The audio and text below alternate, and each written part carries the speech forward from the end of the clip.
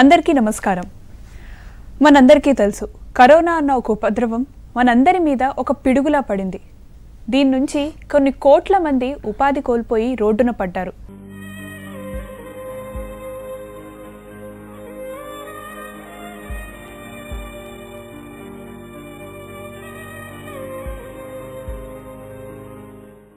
పేదలకు కనీస ఆహార అవసరాల కోసం మన ప్రధానమంత్రి శ్రీ నరేంద్ర మోదీ గారు ఒక కొత్త పథకం ప్రవేశపెట్టారు.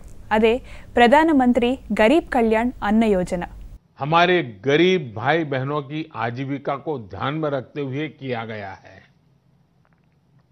जो रोज कमाते हैं, रोज की कमाई से अपनी जरूरतें पूरी करते हैं, वही मेरा एक बृहद परिवार है. मेरी सर्वोच्च प्राथमिकताओं में एक इनके जीवन में आई मुश्किल को कम करना है. प्रधानमंत्री गरीब कल्याण योजना के माध्यम से सरकार ने उनकी मदद करने का हर संभव प्रयास किया है. మరి ఈ స్కీమ్ ద్వారా లబ్ధి పొందేది ఎవరు? ప్రభుత్వం నుంచి ఆహార పథకాలు, ఆహార ధాన్యాలు ఎలా వస్తున్నాయి మొదలైన వివరాలు తెలియజేయడానికి మనతో పాటు ఉన్నారు food corporation of India DGM L Chatru Naik గారు. మరి వారితో మాట్లాడి కొన్ని వివరాలు తెలుసుకుందాం. నమస్తే అండి, ఎలా ఉన్నారు? ఫైన్, బాగున్నాం. సో ఇలాంటి సమయంలో ఎలా ఉన్నారు అన్న క్వశ్చన్ అనేది కొంచెం ఇబ్బందికరంగానే ఉంటుంది. బట్ అందరం కూడా ఒక పాజిటివ్ వైబ్రేషన్ తోటి ముందుకు నడుస్తూ పోవాలి. సో ముందుగా ఫుడ్ కార్పొరేషన్ అంటే ఏంటి? ఫుడ్ కార్పొరేషన్ ఆఫ్ ఇండియా, భారత ఆహార సంస్థ అని తెలుగులో అంటామండి. ఇది 1965 సంవత్సరంలో భారత ప్రభుత్వం ఈ సంస్థను ఏర్పాటు చేయడం జరిగింది. భారత ఆహార సంస్థ యొక్క ముఖ్య ఉద్దేశం ఏంటంటే, భారతదేశము 75% పైగా రైతులు వ్యవసాయ ఆధారితమైన దేశం. ఇది వాళ్ళ మీద డిపెండ్ అయి ఉంది.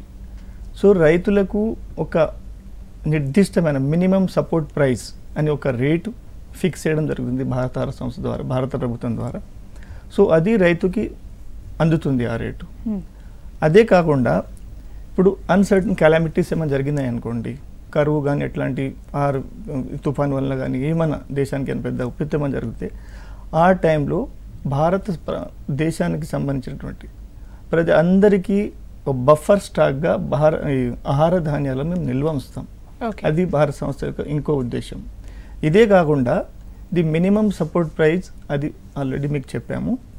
అండ్ ఇది టు స్టెబిలైజ్ ది మార్కెట్. ఇప్పుడు మార్కెట్లో రేటు సపోజ్ ఒక రైస్ కానీ గోధుమలు కానీ ఒక సప్లై తక్కువ పడింది అనుకోండి, అప్పుడు మార్కెట్లో ఈ మిడిల్ మ్యాన్స్ కానీ బిజినెస్ మ్యాన్స్ కానీ వాళ్ళు రేట్స్ పెంచేస్తారు. టు స్టెబిలైజ్ దట్ సరైన ఆహార ధాన్యాలను నిల్వ ఉంచుకోవడము, ఆ టైంలో ఆ ఆహార ధాన్యాల్ని మార్కెట్లో కూడా మేము రిలీజ్ చేస్తాం. సో ఇది ముఖ్య ఉద్దేశం. ఈ 3-4 పాయింట్లతో ఆన్ దట్ బేసిస్ ది భారత ఆహార సంస్థ అనే ఆర్గనైజేషన్ని భారత ప్రభుత్వం 1962 సంవత్సరంలో స్థాపించడం జరిగింది. ఓకే. సో బేసిక్గా ఇప్పుడు మనం ఇందాక మాట్లాడుకున్నట్టు ప్రధానమంత్రి గరీబ్ కళ్యాణ్ అన్న యోజన అనే స్కీమ్ని మన ప్రభుత్వం ప్రవేశపెట్టింది, కేంద్ర ప్రభుత్వం. సో దీని గురించి like what exactly is this, కొంచెం ఎలాబరేట్ చేసి చెప్తారా? ఇది ప్రధానమంత్రి గరీబ్ కళ్యాణ్ అన్న యోజన అనేది ఒక బృహత్తరమైన ఒక మహత్తరమైనటువంటి స్కీమ్. మన భారతదేశ ప్రధానమంత్రి శ్రీ నరేంద్ర మోడీ గారు మార్చి 26 నాడు ఈ స్కీమ్ని అనౌన్స్ చేయడం జరిగింది. ఎందుకంటే 23rd, 24th నుంచి లాక్డౌన్ అయిపోయింది దేశం అంతా. సో ఎంతోమంది వర్కర్స్ కానీ, ఎంప్లాయీస్ కానీ, మిడిల్ క్లాస్ కానీ, పేద ప్రజలు కానీ అన్ని బిజినెసెస్ షట్ డౌన్ అయిపోయినాయి. షట్ డౌన్ అయిన తర్వాత వాళ్లకు కనీసం తినడానికి తిండి కావాలి అనే ఉద్దేశంతో, అది మనం తెలుగులో అంటాం కదా ఒక నానుడి, లక్షాధికారి అయిన లవణ అన్నమే కానీ మెరుగు బంగారం మింగపోడు అన్నారు. సో ఇది బేస్. మన ఎన్ని బిజినెస్, మన దగ్గర ఎన్ని కోట్లు ఎన్ని లక్షలు ఉన్నా కూడా మనకు అన్నం అనేది కంపల్సరీ కావాల్సింది, బియ్యం. సో ఎవ్వరు కూడా భారతదేశంలో ఉన్నటువంటి ఈ ప్రజలు, ఈ క్లాస్ వల్నరబుల్ క్లాస్ ఎవ్వరు కూడా ఆకలితో అల్మట్టించవద్దు అనే ఉద్దేశంతో మన భారత ప్రధానమంత్రి గారు నరేంద్ర మోడీ గారు ఈ స్కీమ్ని విడుదల చేయడం జరిగింది. ఈ స్కీమ్లో ఏంటంటే 5 కేజీల బియ్యం కానీ గోధుమలు కానీ ఫ్రీ ఆఫ్ కాస్ట్ ఇవ్వడం జరిగింది. ఇప్పటి వరకు భారతదేశం మొత్తం మనం చూసుకుంటే 120 లక్షల మెట్రిక్ టన్నులు 120 లక్షల మెట్రిక్ టన్నుల బియ్యం గోధుమలు ఇవ్వడం జరిగింది.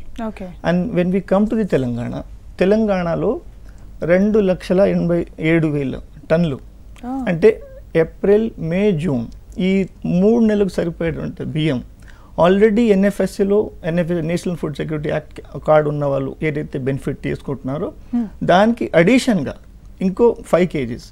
సో ఈ 3 నెలలకు 2,87,000 టన్నులు బియ్యం తెలంగాణ ప్రజలకు సరఫరా చేయడం జరిగింది. ఈ 2,87,000 బియ్యం వాల్యూ ఎంత అంటే దగ్గర 11,000 కోట్లు, 11,000 కోట్ల రూపాయలు దీని వాల్యూ. ఇంత ఈ 3 నెలల్లో భారత ప్రభుత్వం సహాయం చేయడం జరిగింది వీళ్ళకి ఈ స్కీమ్లో. సూపర్. సో దీని ప్రాసెస్ ఏంటండి, అంటే పంపిణీ అనేది ఎలా జరుగుతుంది? ఈ పంపిణీ ఏంటంటే తెలంగాణ రాష్ట్రము ఇది డీసెంట్రలైజ్ ప్రొక్యూర్మెంట్ స్కీమ్స్ కింద వస్తుందండి. అంటే వాళ్ళకి ఎంతైతే అవసరం ఉన్న రైస్ ఎంత ఉందో తెలంగాణ గవర్నమెంట్ వాళ్ళే కొంటారు. సో అందులోకి వెళ్ళి వాళ్ళు తీసేసుకుంటారు ఈ scheme. Then government of India will take care about this. ఇది దీనివల్ల ఇంకా మనకి బెనిఫిట్స్ ఏముంటాయి అంటారు? ది బెనిఫిట్స్ అంటే ఈ లాక్డౌన్ పీరియడ్లో చాలామంది అసలు ఆకలితో ఎంతోమంది on the roads they are going. So they are short of food grains and all. అట్లాంటి వాళ్ళు ఎవ్వరు కూడా ఆకలితో చావద్దు, ఆకలితో ఎవరు బాధపడవద్దు అనే ఉద్దేశం మెయిన్ ఎయిమ్ తోటి ఈ స్కీమ్ని అనౌన్స్ చేశారు. సో ఈ ఆల్రెడీ తెలంగాణ గవర్నమెంట్ ఈ 2,80,000 ఆల్రెడీ వాళ్ళు లిఫ్ట్ చేసేసుకున్నారు. సో ఇది బెనిఫిట్ దగ్గర 1,91,00,000 మందికి దీనివల్ల బెనిఫిట్ జరిగింది ఈ స్కీమ్ వల్ల. ఇది చాలా మంచి స్కీము. అసలు ఈ స్కీమ్ రాకపోయి ఉంటే పరిస్థితులు ఇంకా వేరేగా ఉండేటి. ఎందుకంటే మనిషికి తిండి తప్ప ఇంకొకటి కాదు. లాక్డౌన్ ఉన్నప్పుడు డబ్బులు లేకున్నా వాడు బతకొచ్చు, కానీ ఫుడ్ లేకుండా బతకలేరు. ఈ ఉద్దేశంతో ఈ స్కీమ్ అనౌన్స్ చేయడం జరిగింది భారత ప్రభుత్వం.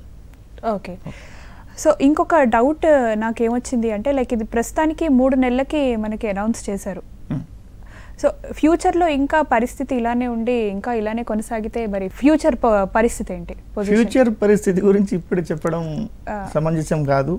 And we all pray God that ఇది తొందరలోనే ఈ వైరస్ అనేది ఇండియా నుంచి పోవాలి అని చెప్పేసి మనం అనుకుంటున్నాం. ప్రస్తుతం అయితే ఈ 3 months మనం ఇచ్చాము. ఈ స్కీమ్ ఒకటే ప్రధానమంత్రి రబీ కళ్యాణ్ యోజనే కాకుండా ఇంకా వేరే స్కీమ్స్ కూడా గవర్నమెంట్ ఆఫ్ ఇండియా అనౌన్స్ చేశారు. అదేంటంటే ఇప్పుడు ఈ ఎన్జిఓస్ ఉంటారు, చారిటబుల్ ట్రస్ట్ ఉంటాయి. వీళ్ళు ఇప్పుడు మనం చూస్తున్నాం ఎక్కడెక్కడో వాళ్ళు ఆహార ధాన్యాలు మొత్తం తీసుకొని హై రేట్ కొంటున్నారు. ప్రిపేర్ చేసేసి వీళ్ళు ఎవరికైతే అవసరం ఉందో అక్కడ ఇస్తున్నారు, వీళ్ళు డిస్ట్రిబ్యూట్ చేస్తున్నారు. మీరు చూస్తున్నారు కూడా ఆర్గనైజేషన్, చారిటబుల్ ట్రస్ట్, ఎన్జిఓస్ వీళ్ళు ఇవ్వడం కూడా మీరు అందరు చూస్తున్నారు, మనం కూడా చూస్తున్నాం. సో వీళ్ళకు కూడా ఇప్పుడు వీళ్ళు ఎందుకంటే వీళ్ళు ఒక మంచి సర్వీస్ చేస్తున్నారు ప్రజలకి. ఎక్కడైతే ఈ రియల్ నీడ్ ఉన్న వాళ్ళందరికీ వాళ్ళు ఆహారం సప్లై చేస్తున్నారు.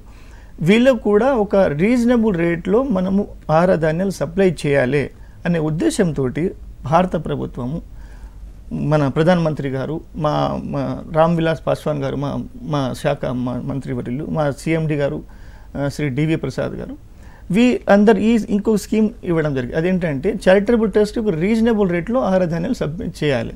సో దాట్ వాళ్ళు కుక్ చేసి వాళ్ళు సప్లై చేస్తారనే ఉద్దేశంతో అదేంటంటే ఒక 22 రూపీస్, 22 రూపాయలకు బియ్యము, 21 రూపాయలు కేజీ అండ్ 21 రూపాయల కేజీ ఏమో గోధుమలు.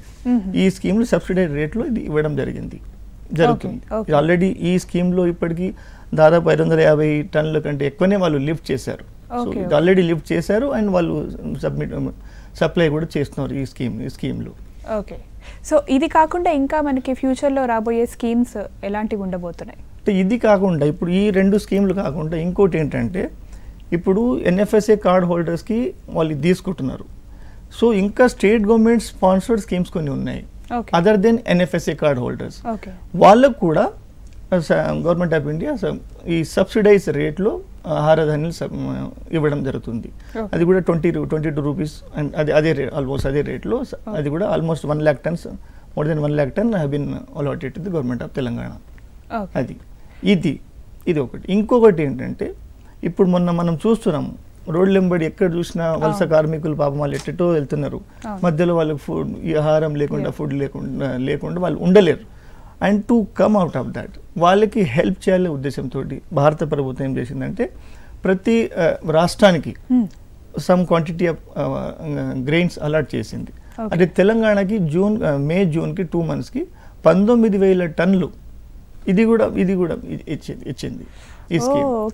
సో ఎవ్వడు కూడా దాదాపు ఈ స్కీమ్లో అన్ని స్కీమ్లో దాదాపు 80 కోట్ల మంది భారత ప్రజలు ఈ స్కీమ్ని లబ్ధి పొందినారు.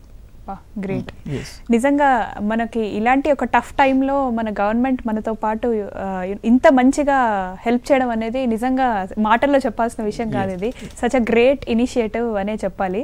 మన ప్రధానమంత్రి మోదీ గారు ఒక మంచి స్టెప్ తీసుకుని అదేంటి అందరికీ పేదలకి ముఖ్యంగా పేదలకి ఉపయోగపడే విధంగా ఇంత మంచి ఇనిషియేటివ్ తీసుకున్నారు. సో మనం FCI గురించి మాట్లాడుకోవాల్సి వస్తే FCI యాక్టివిటీస్ ఎలా ఉంటాయి ఈ లాక్డౌన్ పీరియడ్లో, ఎలా జరుగుతున్నాయి? భారత ఆహార సంస్థకు సంబంధించినట్టు మటుకు మా ఉద్యోగులు కానివ్వండి, అధికారులు, వర్కర్సు, ప్రతి ఒక్కరూ, because we comes under essential commodities act. So ఒక్కరు కూడా అసలు ఇంట్లోనే ఉండలే. ఈ లాక్డౌన్ పీరియడ్లో ఒక్క ఆపరేషన్స్ కూడా మై హెల్డప్ అవ్వలేదు. ఎందుకంటే everything is depends on food grains ఈ పీరియడ్లో. సో ఇది we're keeping in this in our mind. భారత ఆహార సంస్థ ఉద్యోగులు అన్ని డిపోస్ కానీ ఆఫీసెస్ కానీ అన్నీ మేము రన్ చేసాం. సో దీంట్లో భారత ప్రభుత్వం ఏదైతే గైడ్లైన్స్ ఇష్యూ చేసిందో time to time 50% staff, total staff 100 ఉంటే ఒక 50 మందికి 50% will come to the office and next 50% they will SIT in house, they work from home. ఇంటి నుంచి వాళ్ళు పని చేయాలి. సో అలా జరిగింది.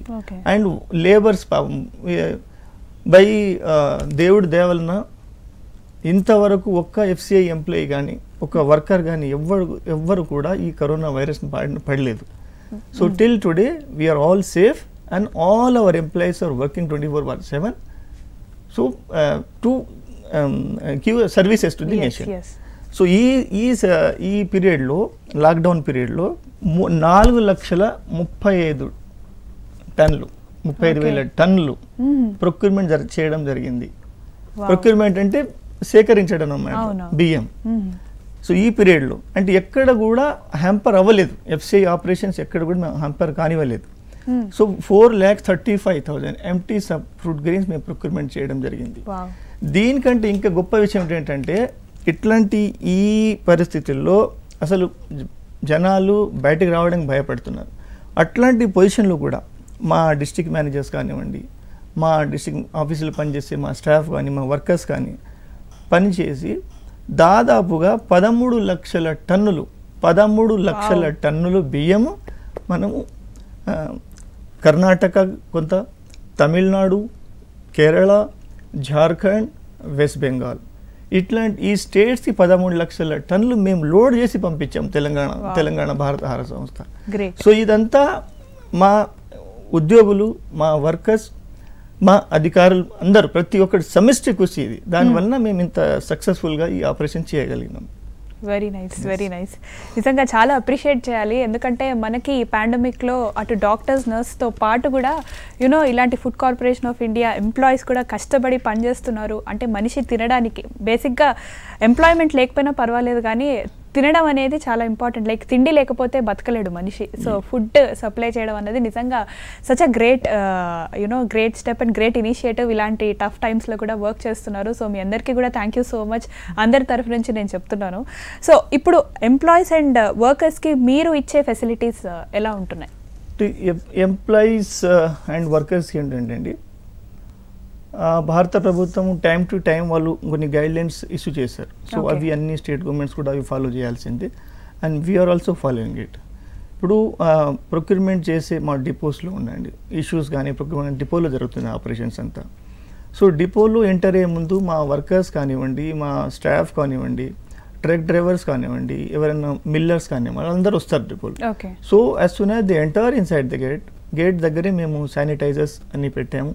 శానిటైజర్స్ అండ్ మాస్క్ లేకుండా ఎవరు లోపలికి రావద్దు. శానిటైజర్స్ ఎక్కడ కూడా తక్కువ కాకుండా all hand wash everything we have provided. కొన్ని places like Kazipet, Karimnagar major areas ఇవి, అక్కడ మేము డిస్ఇన్ఫెక్షన్ టన్నెల్స్ కూడా ఏర్పాటు చేయడం జరిగింది. సో ఆ tunnel through if you pass through that so automatically disinfection ఇది అయిపోతారు.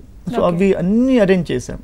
అదే కాకుండా వర్కర్స్ అందరికీ దాదాపు ఒక 2000 అబోవ్ వర్కర్స్ మా దగ్గర పనిచేస్తున్నారు. మా FCI డిపోస్ మా అండర్లో వచ్చేటి, మళ్ళీ SWC డిపోస్ వేరే ఉంటాయి. సో ఈ డిపోలో వర్క్ చేసే లేబర్స్ అందరికీ మాస్కులు ఇచ్చాము, హ్యాండ్ గ్లోవ్స్ ఇచ్చాము అందరికి. అండ్ కొంతమందికి ఈ టవల్స్ ఉంటాయి కదా, హ్యాండ్ కర్చీఫ్స్ లాంటివి, ఆ కర్చీఫ్స్ కూడా మేము సప్లై చేసాము, అందరికి సప్లై చేసాము. And hand washers and nearly ఒక 6,000 to 7,000 డెటాల్ సోప్స్ ఇవన్నీ ప్రొవైడ్ చేయడం జరిగింది మా డిపోస్లో, ఆఫీస్లో అందరికీ. So we're taking all precautionary measures. ఇప్పుడు ఒక మనిషి కూడా, ఒక ఎంప్లాయీ కూడా దీని బారిన పడొద్దనే ఉద్దేశం చేశాం. అండ్ బై గాడ్ గ్రేస్ ఎవరికి ఏం కాలేదు. And everybody is following all this ఈ ప్రికాషనరీ మెజర్స్ అందరు ఫాలో చేస్తున్నాం FCIలో. Very nice. సో సార్, ఇవి కాకుండా ఏమైనా స్పెషల్ స్కీమ్స్ ఉండబోతున్నాయా? స్పెషల్ స్కీమ్స్ ఇప్పుడు యాజ్ పర్ యాజ్ ఈ corona effect is concern, special schemes ఇప్పుడు నేను ఆల్రెడీ మీకు చెప్పాను. ఆ స్కీమ్స్ అన్నీ దాంట్లో maximum 80% population everything is covered under the schemes. మళ్ళీ ఇవి కాకుండా ఇంకా స్కీమ్స్ అనేది ఇంకా అయితే ఇప్పుడు ప్రస్తుతానికి అయితే మాకు అట్లాంటి ఇన్స్ట్రక్షన్స్ ఏం రాలేదు ఇంకా. బట్ ఇవి ఉన్నాయి మాత్రం మేము ఆల్మోస్ట్ కంప్లీట్ చేసేసాము. We fulfil the state government this thing applications. So NFSలో FCI రోల్ ఏంటి, లైక్ ప్రాపర్గా ఏమైనా ఎలాబరేట్ చేసి చెప్పగలుగుతారా?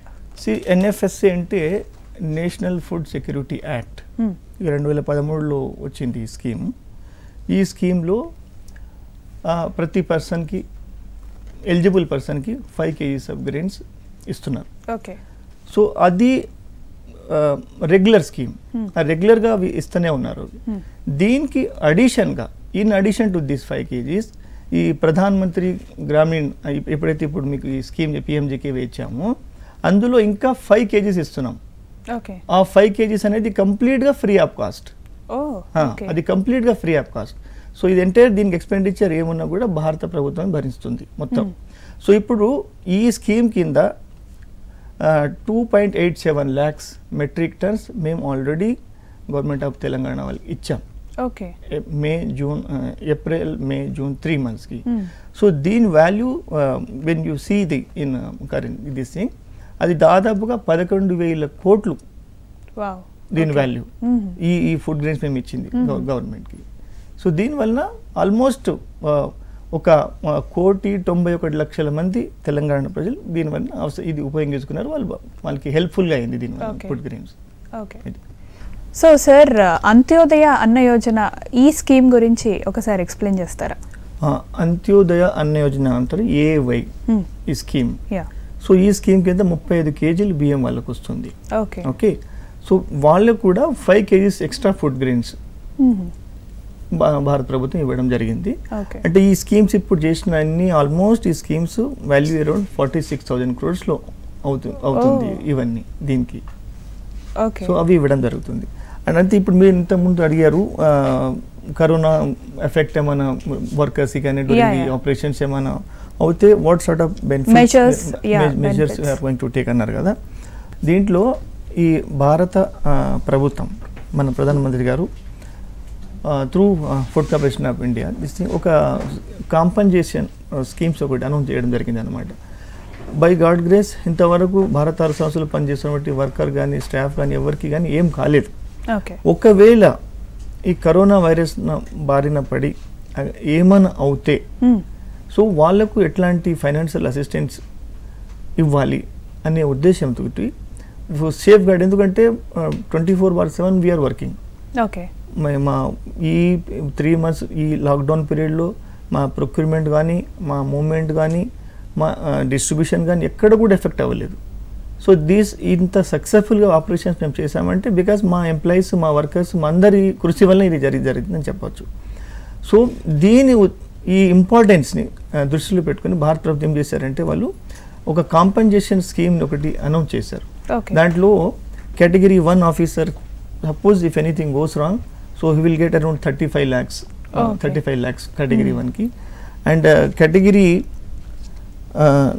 2 ఆఫీసర్కి 30 lakhs, అండ్ కేటగిరీ 3కి 25 lakhs, కేటగిరీ 4కి 25 lakhs, అండ్ లేబర్ మా డిపిఎస్ కానీ ఎన్డబ్ల్యూఎన్పి లేబర్స్, డిపార్ట్మెంట్ లేబర్స్ కానీ వాళ్ళకి ఏమైనా జరిగితే వాళ్ళకి ఒక 15 lakhs, and contract labour and watch and ward అంటే మా డిపోలో చేస్తున్నట్టు వాళ్ళకు 10 lakhs.